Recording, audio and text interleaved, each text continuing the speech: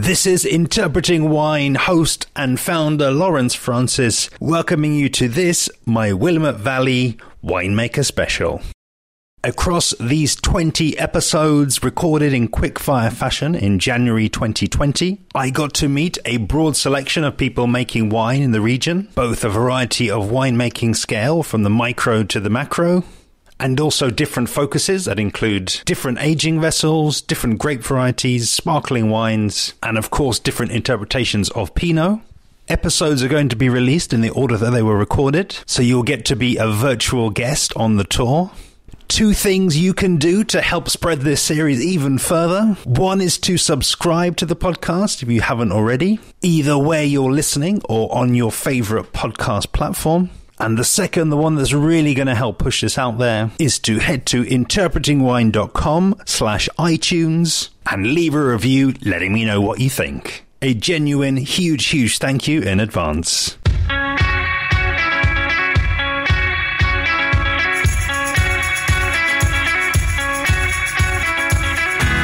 Today's episode of the Willamette Valley Winemaker Special features Alex Sokolblosser of Sokolblosser Winery.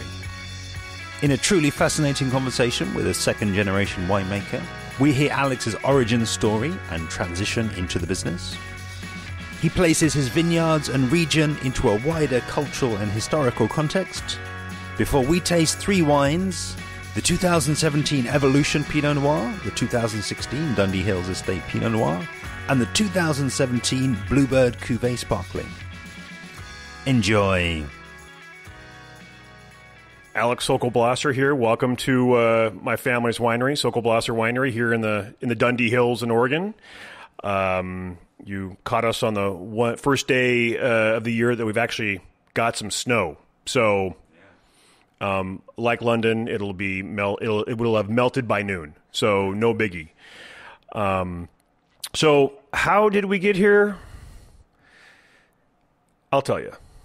So the Sokolblosser, my parents started this vineyard in 1971, before I was born. So I was lucky enough to be born into a wine family. And so the 1-minute spiel is, that's how I got here, is, I was born into it. But as my parents always say, you need 2 things to be in the wine business as a family member. You need competence and you need passion. We can actually teach you competence, but I can't teach you passion. So if you don't have the passion, do something else, and because my parents always wanted my older brother and my younger sister and I to be happy, to spread your wings and go where the wind takes you. So, but growing up in the wine business, Lawrence, it's like being a pebble in the middle of a creek or a river. Is that water is working on you and you don't know it. It's shaping you and you don't know it because the water is always around you.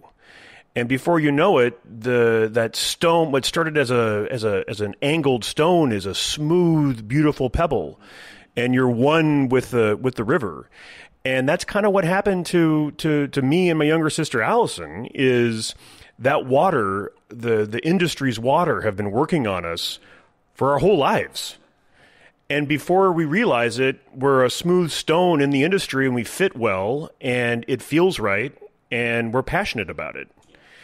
And there's this, it's like that business inertia just keeps working on you and you just can't escape that orbit, to the point where at one point I was selling wine for our local distributor. This is after college, and I was enjoying myself. And then my mom, this is back in 97 or 98, and my mom asked, "Hey, Alex, you're doing a good job selling wine?" Because before that I was a vineyard foreman for another vineyard. And my mom was like, "Hey, do you want to come work at the winery selling wine?" And this was a different thing. This was different than what was before, because before that, I always worked production. working summers in the vineyard, working harvest at the winery. And that was a very, 1 or 2 months, maybe 3 months. And then you got to go back to college or, your full-time job or whatever. So what my mom was offering me was a full-time job at the family business with benefits. Full-time. The real thing. So it made me stop when I was working for the local wine distributor, because it's like, wow, this could be the last job I ever have. This could be it. And if it's not my last job, that could be kind of embarrassing. So let me think about this. So when I decided to come back and work starting the summer of 1998, working sales. And I said, Mom, I still want to work production. I still want to work harvest because I love harvest. And that was back in 98, man. That was great. That was a long time ago now. So that's how we're here. And, we're lucky enough to have good support in the UK with our importer, and got family in the UK. So I'd like to think maybe that helped get you out here too. So it is great being sat down here in the Legacy Lounge, and seeing really a kind of a potted history of all of those years. Proudly on the wall there, Oregon Family Winery since 1971. With photographs of all of the kind of different generations, and as you say, I guess you've come a long way since 98. Could you kind of bring us up to date, really? Paint a picture of how has that evolved, and what is still the last job that you're ever going to have. What does that look like, in the modern day, and today in Jan 2020? Yeah. So when I came on in 98, my mom hired me as to help her with sales.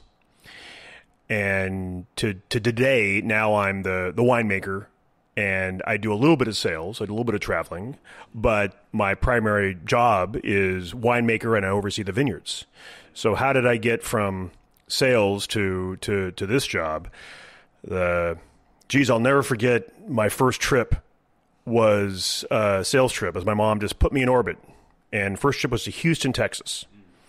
First retailer I went in, I won't mention the name, but first retailer I walk into, talk to the wine buyer. Wine buyer goes, Alex, get the hell out of my shop. I got kicked out of my first account I went into. And that was because the wine buyer was angry that my mom let go of our Texas broker. And when I asked my mom the backstory, my mom said, well, our Texas broker, as she found out, was a male chauvinist pig. And my mom would not have that. So, again, this is another thing. I've grown up with extremely strong women in the family. So my mom ran the show. I worked for my mom. Now my sister runs the show. So a lot of what I do, I report to my sister, even though she's my younger sister. So, so to go from sales to winemaking, we're a family owned, for better or for worse, we're a family operated business. The family is always a two-edged sword. There's inherent trust with your family members, but there's also the family dynamic you have to deal with. And we work hard to minimize any weird family drama from getting into the business. And we have a business coach, and we work hard on that. But one of the challenging times in the family, drama was when I started in 1998. I got hired the same day we hired our third winemaker at Sokol Blaser, Russ Rosner. So, and Russ Rosner,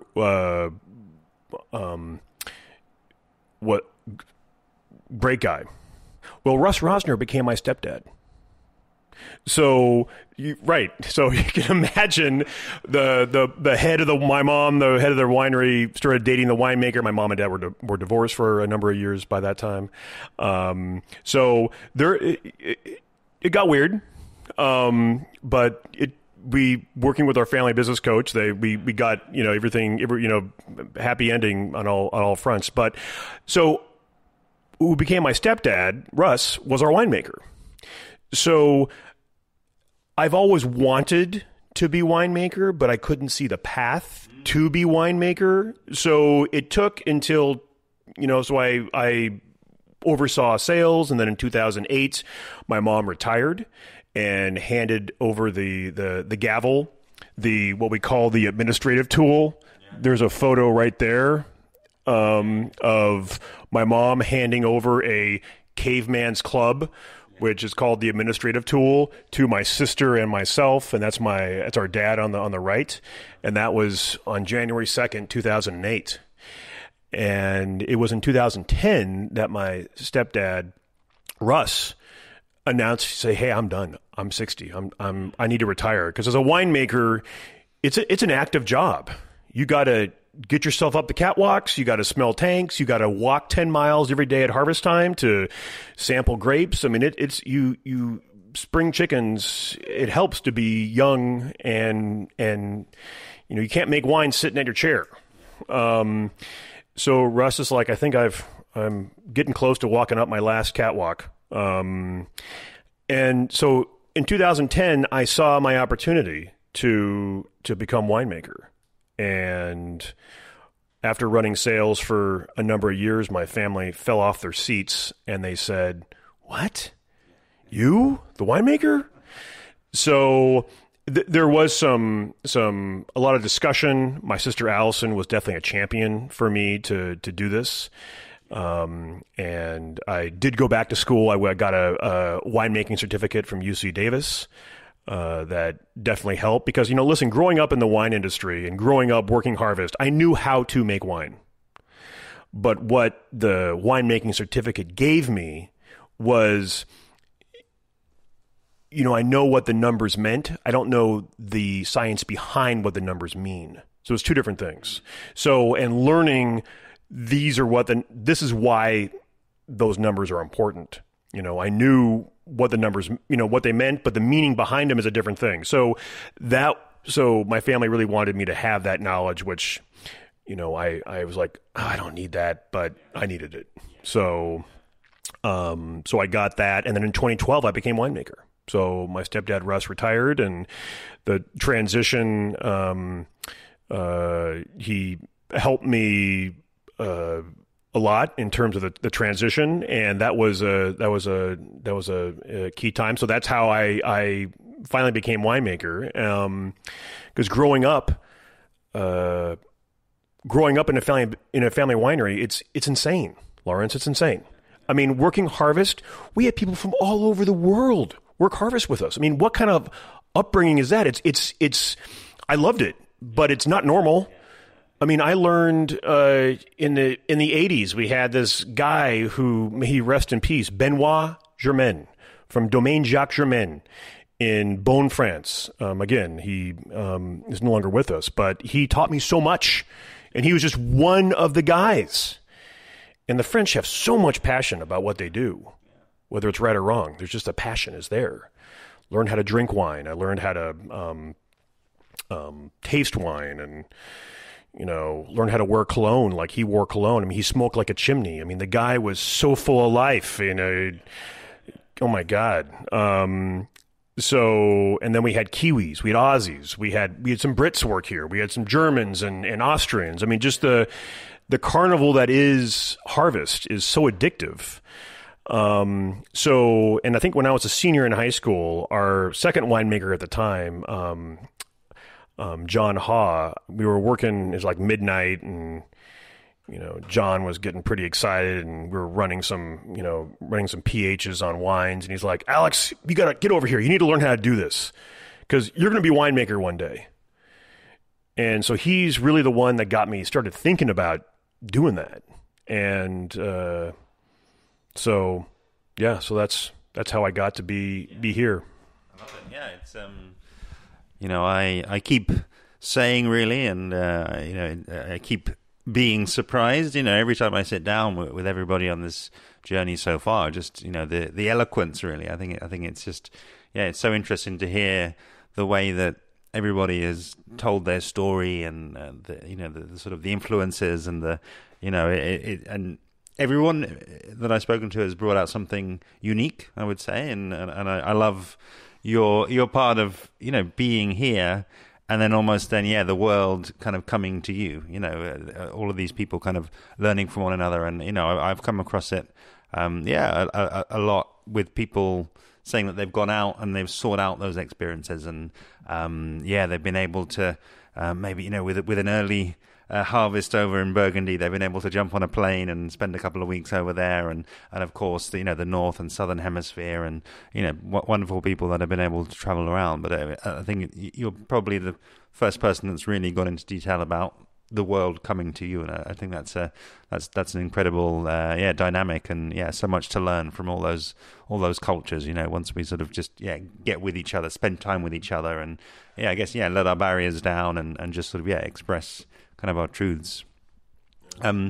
What I think, I'm really now, super excited to hear you talk to is your land here, and I say, growing up here, being a part of the business for so long, and it I guess genuinely being in your blood. I'm just super curious to have you, for me and for the listener, kind of take us, I guess, on that sort of virtual tour of where we're sitting, and above ground, below ground, and in whatever way makes sense for you. Give us that tour. Well, we're in the West. We're in the western part of the United States, and there's a history to what makes Oregon. And I'm mostly talking about, at this point, the white man history, because there were the Native Americans who were here for tens of thousands of years doing their thing. But what's interesting to me is the white man history. Well, what's interesting for this is, I'm very interested in Native American history, but what is interesting to this conversation is about the white man history. And let me just take you back to the 1850s and the 1860s, when the wagon train started coming to Oregon. The Oregon Trail is a thing. So everyone in the United States learns about the Oregon Trail, coming over on the Oregon Trail. So the settlers coming over on the Oregon Trail had a decision to make, because once they got to about Boise, Idaho, they had a decision to make, because there were gold rushes going on, and people were trying to, this is their new beginning coming out west. This is their new beginning. This is their chance to make it rich.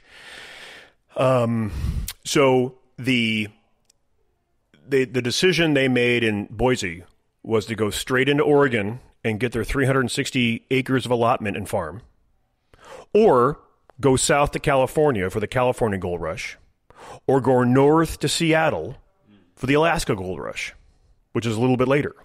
So in the 40s and 50s, a lot of people went into California for the California Gold Rush. In the 50s, in the 60s and 70s, people would go to Seattle for the Alaska Gold Rush. But the people who went straight on into Oregon said, you know what? We're not going to shoot the moon. We just want to farm. Yeah. We you know what? We got run out of our town. We just want, I'm going to work hard. I'm going to farm. This is the lifestyle I want.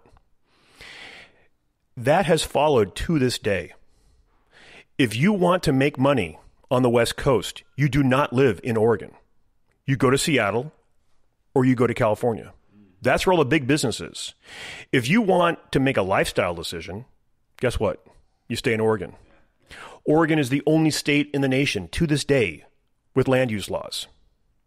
Oregon, is one of the few states, coastal states, it's mandatory, it's in law. Every inch of the Oregon coast is public. Public beaches, you cannot block access. So where we're sitting right now, we're an hour from the ocean and an hour from the mountains. We have the lifestyle here in terms of being an outdoor person, the hunting, fishing, the backpacking, the the living with the environment is part of what makes us Oregonians.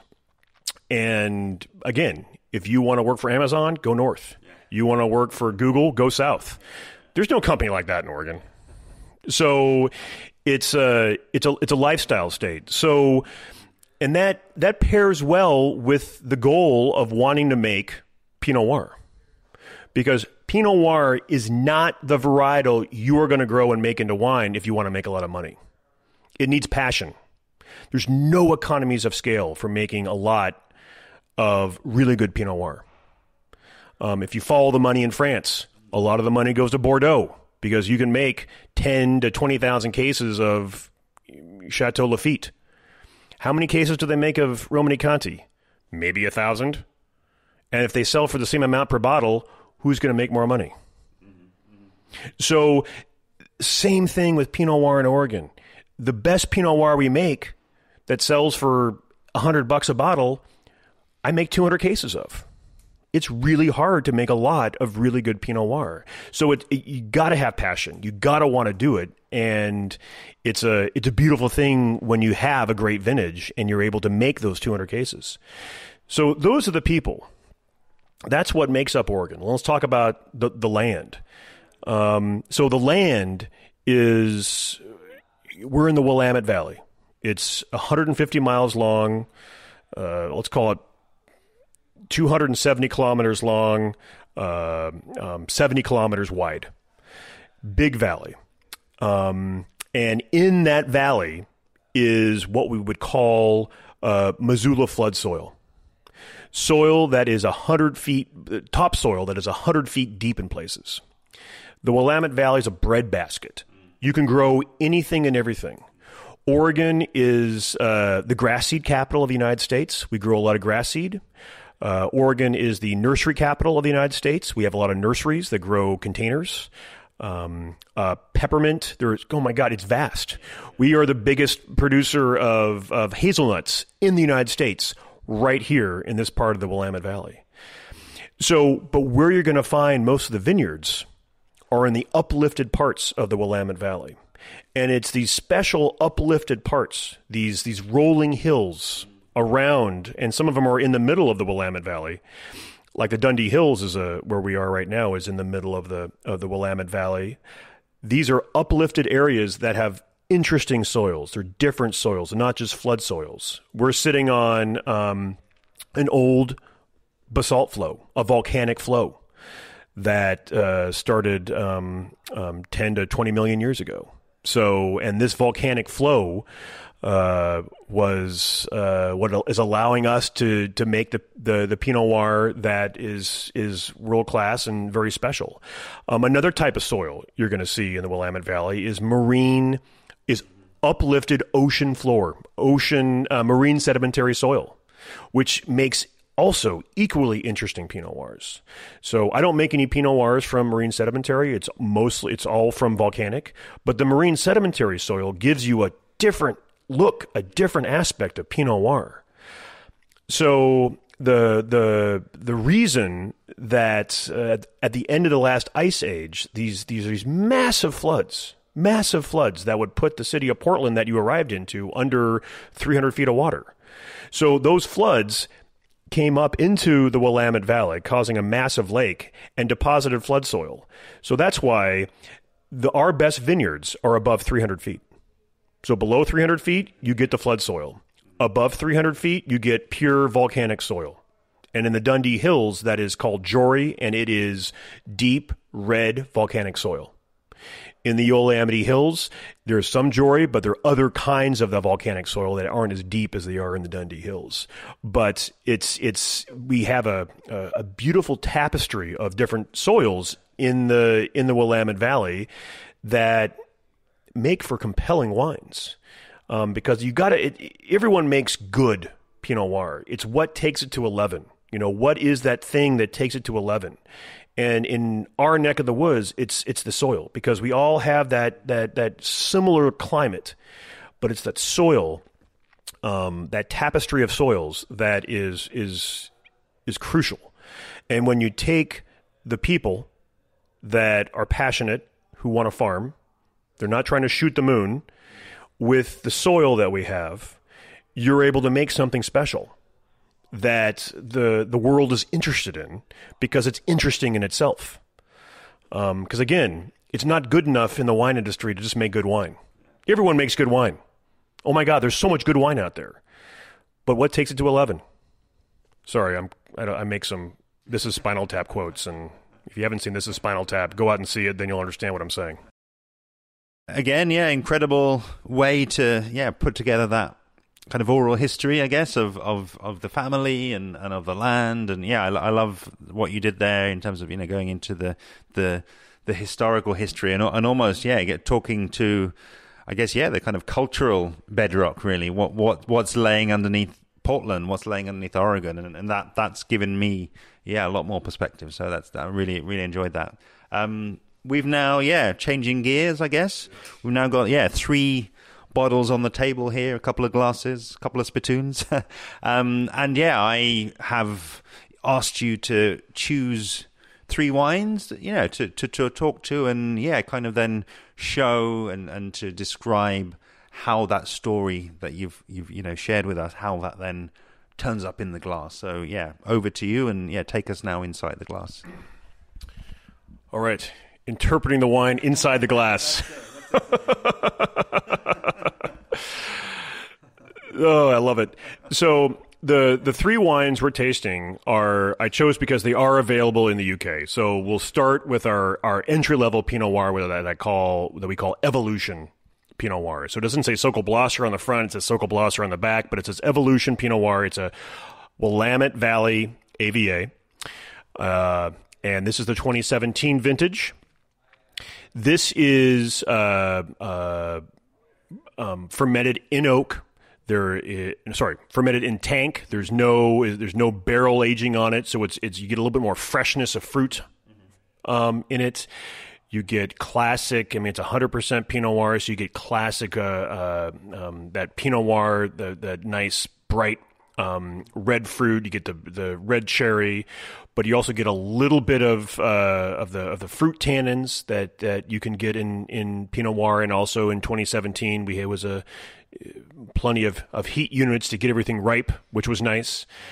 And Evolution, our Evolution line is really all about value. It's trying to deliver as much value for the prices as possible. This wine's not going to make you think long and hard, but it's going to make you go, wow, this is yummy. This is a really good Willamette Valley Oregon Pinot Noir for the price, and I want to have another glass of it. So,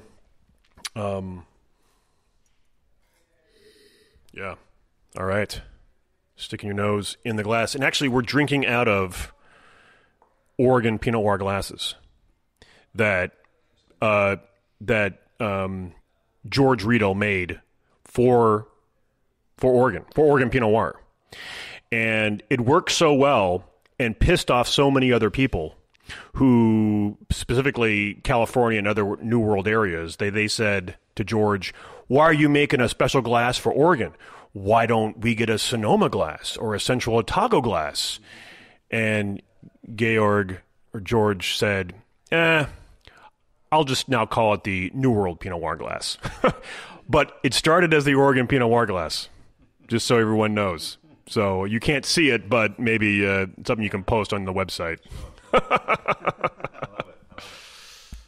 Thank you. Yeah, it's and again, if you've sort of been following this series right the way through, you'll have heard me say before that all of the Pinots that I've had, genuinely, they've all been totally different. I mean, that, I guess, it's just speaking to what everybody knows and everybody says around showing its treatment and its terroir.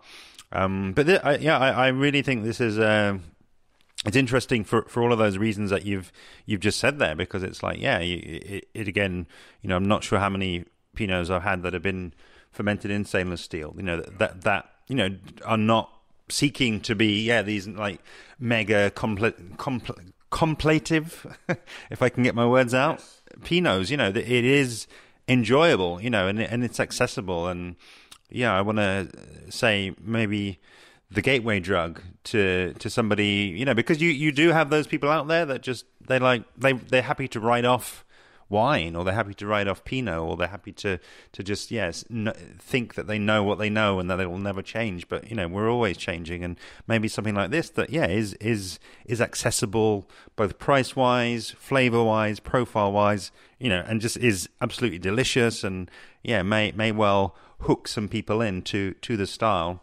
I think it's super important, and I think it's not. For me, it's not unromantic to talk to a wine like this. It's actually, potentially the most important wine, because it may well be the first time that people kind of take the chance or trade up maybe to getting something that's a little bit more interesting. Yeah. Well, Lawrence, I'm a philosophy major, so in philosophy school, you don't start by reading Kant and Wittgenstein. You don't start there.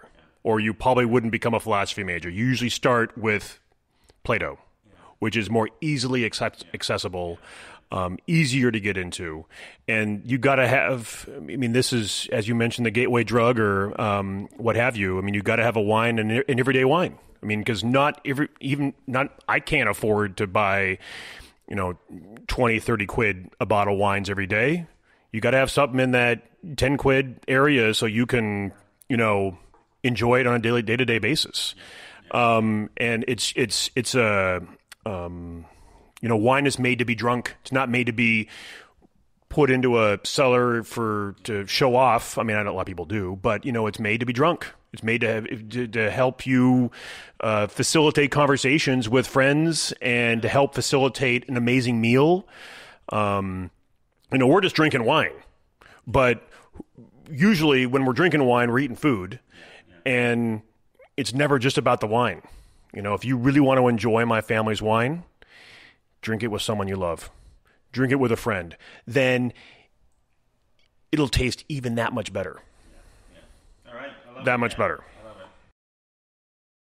All right. So now we're going to focus the Pinot Noir quite a bit. Now we're going to go to our Sokol Blosser Dundee Hills Estate 2016 Pinot. So this is 100% from the Dundee Hills, 100% from our estate. We farm it. This is made from 100% certified organically grown grapes. This is aged in 100% French oak for 16 months.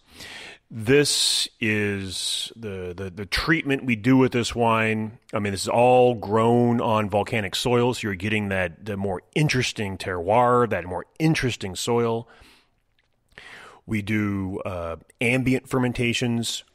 We inoculate with some commercial yeasts, and then we also have our own house yeast that we've identified in our vineyard that we grow, and we use that. So we do 3 different types of fermentations. All the grapes are 100% destemmed.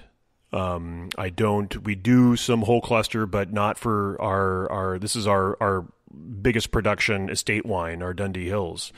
There is one single block that I do some whole cluster with. And again, what signifies a great Pinot Noir is a wine that keeps you thinking after you've tasted it. It's that finish that keeps going. Usually what signifies a entry-level wine, Pinot like we just had, is the finish is shorter. But if the finish keeps going, that talks about its lineage and the potential of that wine. And that's what you're going to get with this one. This is definitely a more serious Pinot Noir, one that'll make you think more.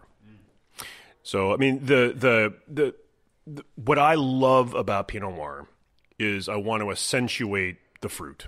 The fruit is what's most important to me. So in 2016, we got a lot of nice red cherry. You get a little bit of the cola coming from the oak. We use about 20% new oak, so it's not a heavy-handed oak treatment, but it's not super light. And the new oak I like to use kind of a lighter toast to some medium toast.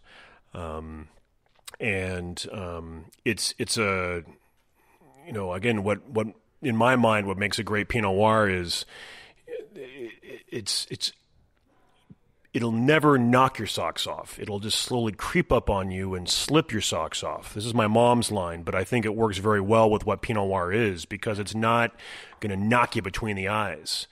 You're going to be sitting there and you're going, wow, this wine is just, as you mentioned, it's very contemplative. It makes you think, and you go, wow, there's so many subtleties to this, and you kind of have to, open up your ears and really think about it sometimes, because like, wow, there are many levels to what's going on here. It's not just big and bold and brawny. So yeah, and that's what I love about Pinot.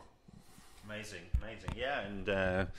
You're definitely making my job easy for me today because you're totally in the zone, and all I would add to that, and I think you've really probably said it better than I could with that creeping up and taking your socks off analogy, is it just nuance. Nuance is the word that's totally coming to mind, and and again, it's just, I think it's just interesting. Comparison, really, the different wines for different moments, the evolution versus this, the estate Pinot Noir, and it feels like perfect sort of potentially an evolution, but just so many layers to find, and all kind of playing in harmony. That's again what I think, I forget who told me now, the person that told me the three most important things about wine is balance, balance, and balance. And this has got that in spades, and it's also got different levels as well. And they're all, as I say, all in a good place together and coming together as a wine. So really, really great. Whoa, there we go. Bam. Clue as to what's coming next. No prizes for guessing. And I just wanted to say this was what Alex chose. I kind of gave him a challenge in choosing these wines, and just choosing three, but also to potentially, given all of the sort of family history and the sort of continuity that's building here, talk to the future through a wine, and this was what Alex has chosen. So over to you. Well, it's always fun to end with sparkling wine. So, Lawrence, cheers. Oh, yeah. Cheers. So, when my sister and I took over the helm of the winery and vineyards in 2008, one of the promises we made to each other was we've been a Pinot Noir house from our inception, and we said before we hand it to the third generation, we want to also be known as a sparkling wine house. So that'll take at least 30 years to do before we hand it to the third generation. And so we actually started the process of becoming a sparkling wine house fairly soon after we got the helm from our mom. And that ended up coming to fruition with a 2011 vintage of sparkling, with the help of my friend Rob Stewart of R. Stewart Winery in McMinnville. He really helped us get our sparkling off the ground. And our first vintage was hand disgorged, hand riddled. I know it sounds sexy, but it's not. Champagne makes it look sexier than it really is when you actually have to do it by hand. But over the years, we've learned a tremendous amount about sparkling wine, and it's given me a deeper appreciation for making still wines, and it's made me realize how technically complicated and challenging it is to make sparkling wine, because I think you can luck into making a great Pinot Noir. The real challenge in a winery in Oregon is not in making a great Pinot Noir, but in making it great every year. It's the consistency of doing it. Okay, you're only as good as your current vintage. And if you like Sokol Blosser in 2016, it's kind of like, okay, do it again. Do it again. So it's those years that add up that really separate the great wineries from the wineries that are good. It's the consistency of quality. So you can luck into making a great Pinot Noir one year, but you got to keep doing it. The challenge with sparkling wine is to even do it. One of our second year of making it, half of our tirage had bubbles, half of the other didn't. And let me tell you, you can't sell sparkling wine without bubbles in it. I know. Shocker, Lawrence, right? Shocker. Didn't see that one coming. Who'd have thought? So it was really, starting with the 2014 vintage, we really started getting some traction with our style. Started getting some bubbles, yes. Started getting some good traction, and a lot of that was because there became a local custom crush facility that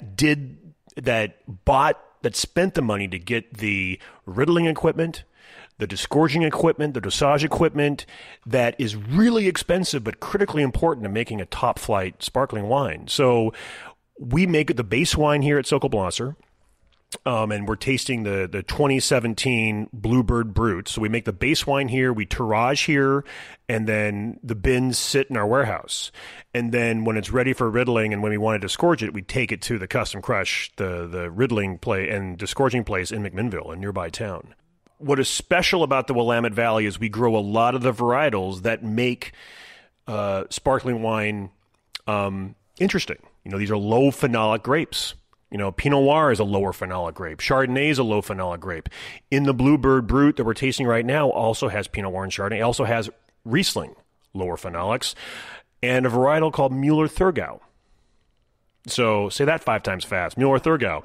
So, and they add some subtle complexities to this blend. And then the 5th grape in this is Early Muscat. Early Muscat is a high phenolic grape. So, and the higher phenolics you have, the more it lessens the persistence of bubbles. So it's a negative on the bubbles. So we don't add a lot of Early Muscat, but it adds some aromatics to this blend because it's a Muscat varietal. And what I love about sparkling wine and the sparkling wine house that we are is we're reductionist in style. So if your drinkers in the UK love Ruinart, they'll probably like Sokol-Blaser. If they love Cristal, they probably won't like Sokol-Blaser. We're not oxidative. I don't like that style in sparkling. I want purity of fruit. I want the acid to sing. I want it to be clean. And this is done in traditional method, as is our Brut Rosé and our Blanc de Blanc. So. Yeah, I think, again, always asking to the future. I think it works for me because it puts you and it puts the guest, just in that contemplative, I can say it right now, mode of thinking, and I think brings out those really fascinating parts of the story, that are about intergenerational winemaking, but that then it also, speak to technology, speaks to how is it made over in France and what is missing from the infrastructure here and maybe even what is missing in terms of the know-how and making mistakes and, getting bubbles, not getting bubbles. And, I just find that, it's a real honor to be able to sort of capture these parts of the evolution. And I think, support, really what I'm seeing is that, okay, the awareness and the message, I think, is very well understood about Pinot Noir in Oregon, in the Willamette Valley. It's internalized, I think, in most people in most parts of the world that choose to look. But these stories, like the sparkling and the variety of other grapes that are here, and the Gamay Noir and the Austrian varietals, and it's just there's so much. Depth here, there really is, and I think actually, to think that world-class Pinot Noir is where the story ends, I actually, would totally disagree. I think what I'm capturing here shows that that's actually where the story begins. And I think, really, in closing, I'd just like to say another huge thank you. It's been I've been welcomed so fantastically well at every place I visited so far, and this is of course no exception. And I genuinely can't wait to kind of get your story out there and to share it with not just people in the UK but people all around the world. So thank you so much. And because I do want to again just sort of give you the floor and just say is there potentially anything else that you like to add? Potentially looking forward or even just whatever else is is sort of front of mind, as I say, as we sit here in January 2020? The wine, to me, at the base of it, is about relationships. It's about facilitating relationships. And whether you're making Pinot Noir here in Oregon or, Burgundy or Champagne or sparkling wine, it's one of the best facilitators of relationships. And with you here reminds me of the relationships we have with our friends that are our importer in Lake Havre. My cousins, in London, if you see Sokals in London, they're probably my cousins and they're related to the winery. And it's that's what to me differentiates wine from spirits, from beer. There's just something that encapsulates wine and food that is just such a wonderful facilitator of life. And I sometimes feel we need to do more of the relationship building as I sit here in 2020 with all the challenges we have around the world, is just to think about, what can we do to open up more conversations and to think more deeply and to just talk, instead of finger pointing, but just to talk. And I'd like to think that our wine from this volcanic spot in the middle of the Willamette Valley can help facilitate some of those conversations and bring about a more winey world. I love it. I thought you were going to say world peace there, but no. Come on, man. Thank you so much, Alex. It was a real pleasure speaking with you. And yet again, you brought something different to the conversation, which I really loved. Do see below for the Sokoblossa website, which has details of all of the wines that we tasted. And of course, their location, if you do happen to be in the area and able to visit. As Alex mentioned, all of the 3 wines that we tried are available in the UK, where they're being imported by Le Cave de Purène. Next time in the Willamette Valley Winemaker Special, episode 393, I pick up with Brie Stock, MW. And to be alerted when that episode goes live, why not subscribe to the podcast at interpretingwine.com/listen. And if you're not already, I would love to have you following along with me on social media, where I'm at Interpreting Wine on Instagram and Facebook, at Wine Podcast on Twitter, and email hello@interpretingwine.com. See you next time.